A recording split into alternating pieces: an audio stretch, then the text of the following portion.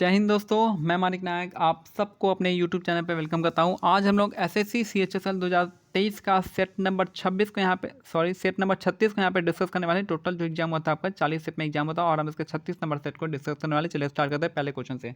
पहला क्वेश्चन करा है, इसके पहले इसका पीडीएफ आप हमारे Telegram channel @mock test GK GS से डाउनलोड कर सकते हैं। हमारे टेलीग्राम चैनल का नाम है mock test GK GS, search कीजिएगा आ जाएगा। पहला क्वेश्चन है, भारत में भारतीय रिजर्व बैंक अर्थव्यवस्था में बैंक के लिए सीआरआर तय करता है। तो कौन सीआरआर तय करता है? तो ये करता है आरबीआई। आरबीआई सीआरआर तय करता है। सीआरआर जो था वैसे कुछ देखिए अभी कितना परसेंट सीआरआर 4% के आसपास चल रहा है, 3.35 के आसपास भी चल रहा है, था 3.35 के आसपास चल रहा था और बहुत दिनों तक 4% भी रहा है सीआरआर। ठीक है, तो यहाँ पे सीआरआर कौन करता है? आरबीआई करता है। और यहाँ पे जो है आरबीआई का क्या हो जाएगा? स्थापना 1934 के स्थापना हुआ था, 1934 के एक्ट से, और 1935 में इसकी स्थापना हो गई थी। एसबीआई का सबसे पहला नाम उसका 1921 में इसका इंपीरियल बैंक के नाम से जाना जाता था। उसके बाद जो 1955 में स्टेट बैंक ऑफ इंडिया के नाम से जाना जाने लगा। नेक्स्ट है, निम्नलिखित में से किस शख्सियत ने उड़ीसा के शास्त्रीय नृत्य के लिए एक ओडिसी नाम दिया था? तो ये दिया था आपका कालीचरण पटनायक ने। कालीचरण पटनायक ने उड़ीसा के शास्त्रीय नृत्य को ओडिसी नाम दिया था। याद रखना है, निम्नलिखित में से किस शख्सियत ने उड़ीसा के शास्त्रीय नृत्य के लिए ओडिसी नाम दिया था? तो कालीचरण पटनायक हो जाएंगे। काफ़ी इंपॉर्टेंट है और नया क्वेश्चन है कि कालीचरण पटनायक जो है इन्होंने ओडिसी नृत्य का नाम दिया था। निम्नलिखित शख्सियतों में से कौन एक सरोद वादक है? तो याद रखना है कौन सा इनमें से सरोद वादक आता है। तो सरोद वादक आएंगे आपके कौन से यहाँ पे? तो अमजद अली खां का नाम जो है काफ़ी फेमस नाम है सरोद वादन के लिए हो जाएगा। तो अमजद अली खां हो जाएंगे। इसके बाद कौन कौन सा हो जाएगा इंपॉर्टेंट आपको सरोद वादन के लिए? एक तो अमजद अली खां हो जाएंगे, फिर उसका अली अकबर खां हो जाएंगे, उसके बाद कौन हो जाएंगे आपके? अलाउद्दीन खान हो जाएंगे। ये तीन काफ़ी फेमस नाम है जो कि आपको याद रखना पड़ेगा। ठीक है, अलाउद्दीन खान। अगर आप चाहो तो बहादुर खान भी आप नाम याद रख सकते हैं। बहादुर खान भी सरोद वादन के लिए फेमस हो जाएगा। अगर हम बात करते हैं जाकिर हुसैन के लिए, इनका जो है कौन सा वादन हो जाएगा? तो तबला वादन हो जाएगा। तबला वादन के लिए तीन नाम आपको याद रखना है। एक तो है जाकिर हुसैन, एक है आपका अल्लाह रखा, और तीसरा जो नाम है आपका किशन महाराज हो जाएंगे। अगर हम बात करते हैं हरिप्रसाद ये चौर से, इनका संबंध किससे है? तो इनका संबंध जो है बांसुरी से हो जाएगा। उसमें उस्ताद बिस्मिल्लाह खां का संबंध किससे? शहनाई से हो जाएगा। नेक्स्ट है, 1863 में कलकत्ता में स्थापित मॉमडन लिटरेरी सोसाइटी की स्थापना किसके द्वारा की गई थी? तो ये थे आपके नवाब अब्दुल लतीफ़ हो जाएगा। तो 1863 में कलकत्ता में स्थापित मॉमडन लिटरेरी सोसाइटी की स्थापना किसके द्वारा की गई थी? तो नवाब अब्दुल लतीफ़ इसका करेक्ट आंसर हो जाएंगे। नेक्स्ट है, अगर यहाँ पे हाँ, SRD प्रसाद को 2023 में कलारीपट्टू लेख में उनके योगदान के लिए पद्मश्री मिला था। तो SRD प्रसाद को 2023 में कलारीपट्टू खेल में उनके योगदान के लिए क्या मिला था? पद्मश्री मिला था। याद रखना है जो कलारीपट्टू है कहाँ का है? तो ये आपका केरल का डांस फॉर्म है। केरल का मार्शल आर्ट फॉर्म कर सकते हैं। नौकर दौड़ भी कहाँ का है? केरल का हो जाएगा। जल्लीकट्टू कहाँ का है? तमिलनाडु का हो जाएगा।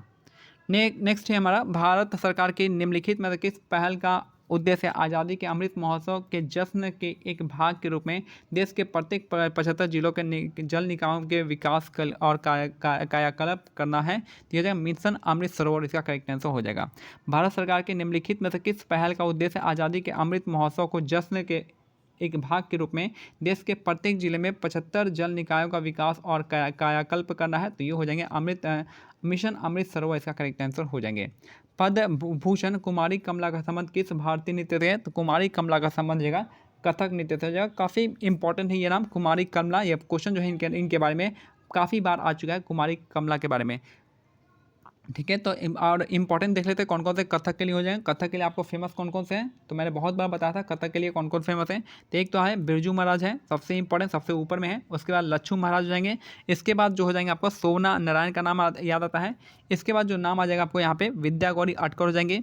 इसके बाद कौन है? विद्या गौरी कुमुदनी लाखिया हो जाएंगे। उसके बाद जो है कुमुदनी लाखिया, और उसके बाद यहाँ पे याद है रोहिणी भाटे हो जाएंगे। एक नाम याद आ रहा है रोहिणी भाटे। इसके बाद दो नाम आपको याद रखना है, कमलिनी अस्थाना और नलिनी अस्थाना हो जाएगा, ये भी नाम है। और कथक से एक सितारा देवी का नाम आपको याद है, सितारा देवी का संबंध भी आपका कथक से हो जाएगा। तो ये इतना नाम तो आपको याद रखना है। साथ में साथ एक और नाम आप जोड़िएगा, कुमारी कमला। कुमारी कमला का भी संबंध किससे है? आपके कथक डांस हो जाएगा। अगर हम बात करें कुचिपुड़ी के लिए, कुचिपुड़ी के लिए आपको बस तीन नाम आपको याद रखना है, 3 या 4 नाम है मेरे ख्याल से, आई थिंक। तो पहला नाम आपको देखिए यहाँ पे अपर्णा सतीसंगा जो काफ़ी ऊपर है, चिन्ना सत्यम हो जाएंगे। एक तो चिन्ना सत्यम हो जाएंगे, पूरा नाम याद नहीं आ रहा है लेकिन चिन्ना सत्यम नाम है। अपर्णा सतीसन, चिन्ना स्वामी सत्यम और पद्मजा रेड्डी, ये 3 नाम आपको याद रखना है। इसके अलावा अगर हम बात करें कुचिपुड़ी डांस के लिए तो ये हो जाएगा कौन सा? तो मल्लिका साराभाई का संबंध भी आपको कुचिपुड़ी डांस के संबंध में आपको याद कर सकते हैं। ठीक है।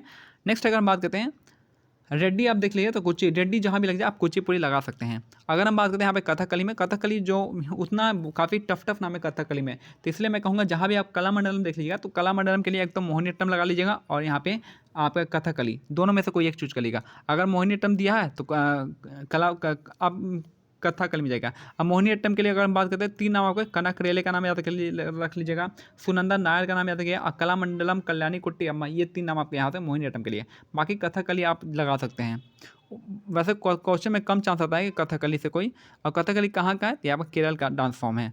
और ओडिसी के लिए कौन है, ओडिसी के लिए आपका केलुचा महापात्रा हो जाएंगे, केलुचा महापात्रा, मीनाती मिश्रा हो जाएंगी, माधवी मुदगल हो जाएंगे, और कौन सा नाम हो जाएगा, सोनल मान सिंह हो जाएंगे। ये 4-5 आपको नाम आपको याद रखना पड़ेगा, किसके लिए, ओडिसी डांस के लिए हो जाएगा, ठीक है।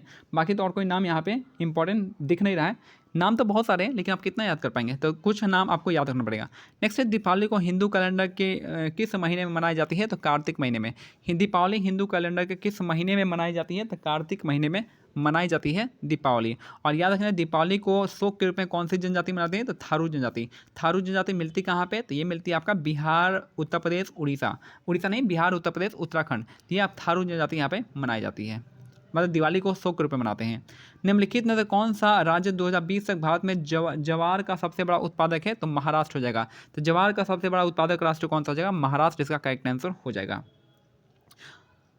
नेक्स्ट है आंध्र प्रदेश को कहते हैं, आंध्र प्रदेश जो होगा टोबैको के लिए हो जाएगा। टोबैको मतलब क्या होता है, अब टोबैको का हिंदी भूल गया मैं, ठीक है। टोबैको के लिए, टोबैको का फेमस कौन हो जाएगा, तो आंध्र प्रदेश हो जाएगा। और कर्नाटक का हम बात करते हैं, यहाँ पे बाबा बुदान की पहाड़ी है जहाँ पे कॉफ़ी का उत्पादन होता है, कॉफ़ी का काफ़ी मात्रा में इनको मिलता है।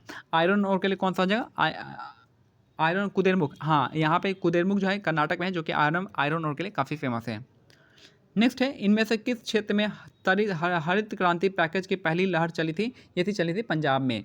कि निम्न से किस क्षेत्र में हरित क्रांति पैकेज की पहली लहर चली थी, तो आपका पंजाब इसका करेक्ट आंसर हो जाएगा।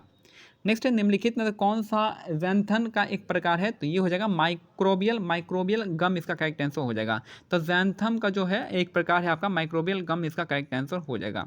किसी भी बैंक के नेटवर्थ जो होता है क्या होता है, तो ये आपका कोष ऋण प्लस देनदारियाँ होती है कि उसके बराबर होती है। तो किसी भी बैंक का अगर हमको नेटवर्थ जाना है तो उसमें हम कोष अन्य ऋण कितना जमा है और कितना ऋण दिया है और माइनस देनदारियों को माइनस कर देंगे तो उसके बाद उसका नेटवर्थ निकल आएगा।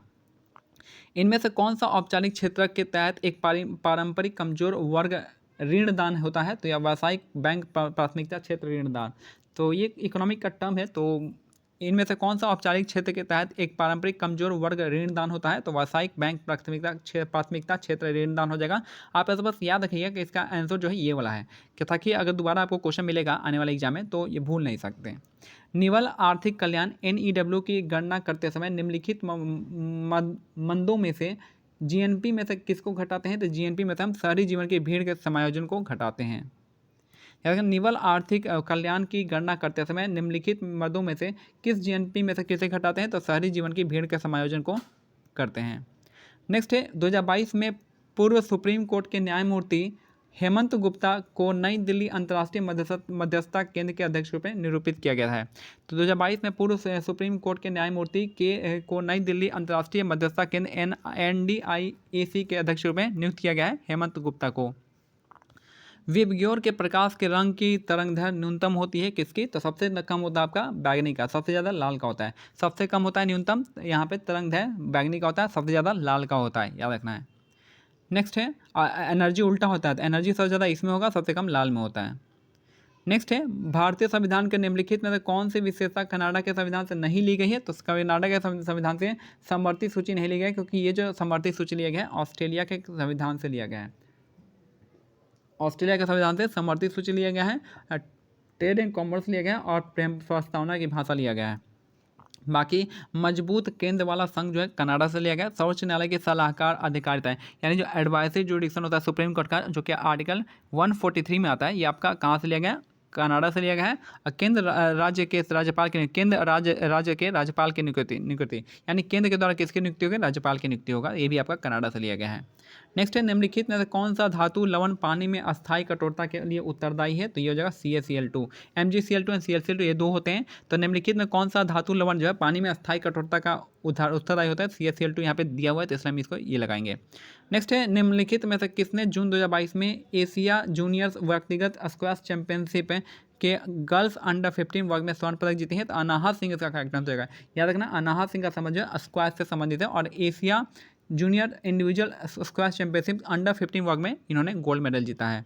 नेक्स्ट है भारतीय संविधान का संरचनात्मक भाग जो है ढांचा काफ़ी हद तक 1935 के अधिनियम से लिया गया है, तो संविधान का मैक्सिमम जो पार्ट लिया गया कहाँ से लिया गया, 1935 के अधिनियम से लिया गया है। राष्ट्रीय परिवार स्वास्थ्य सर्वेक्षण NFHS5 के सूचित यानी सेल्फ रिपोर्टेड ग्रेटर गोइटर या थायराइड विकार की व्यापकता क्या थी, तो ये थी 2.9%, यानी गोइटर या थायराइड की व्यापकता क्या थी, 2.9%, इसका करेक्ट आंसर हो जाएगा। भारत की जनगणना 2011 के अनुसार भारत के किस राज्य का जनसंख्या घनत्व सर्वाधिक है, तो बिहार का। कितना है, 1106 है, तो जनसंख्या घनत्व तो बिहार का सबसे ज़्यादा है 1106 है। सबसे कम क्या है, अरुणाचल प्रदेश का है, कितना है, 17 है। याद रखना है कि जनगणना पहली बार कब आया था, 1872 में लिया गया था, किसके टाइम में, मायो के टाइम में, और रेगुलर जनगणना रिपन के टाइम से। भारत को अपना पहला पुरुष हॉकी विश्व कप किस वर्ष जीता था, तो 1975 में जीता था। भारत ने अपना पहला पुरुष हॉकी विश्व कप किस वर्ष जीता है, तो 1975 में जीता था। याद रखना है भारत को ने अपना पहला पुरुष हॉकी विश्व कप किस वर्ष जीता था, 1975 में जीता था। निम्नलिखित में से कौन सा महमूद गजनवी को पंजाब के बाहर अंतिम आक्रमण था, तो ये था आपका सोमनाथ का। निम्नलिखित में कौन सा महमूद गजनवी का पंजाब के बाहर अंतिम आक्रमण था, तो सोमनाथ का 1025 AD में किया गया, 1025 में।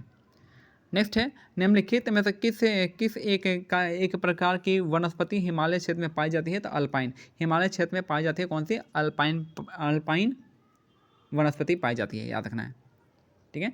सवाना कहाँ पे फेमस, सवाना जो है हो जाएगा कहाँ पे, ये सवाना जो हो जाएगा आपका अफ्रीका का क्षेत्र हो जाएगा। मैंग्रोव की बात करते हैं, मैंग्रोव हो जाएगा कहाँ पे, सुंदरबन एरिया में, सुंदरबन डेल्टा के पास। और पंपा जो है अर्जेंटीना यानी साउथ अमेरिका, पंपास हो जाएगा। तो ये मेरा आज का सेट कंप्लीट होता है। मिलते हैं अगले सेट पे, तब तक क्या करना है, टेलीग्राम चैनल का लिंक जो डिस्क्रिप्शन में दिया गया, आप इसको ज्वाइन कर सकते हैं। जय हिंद, जय भारत, धन्यवाद।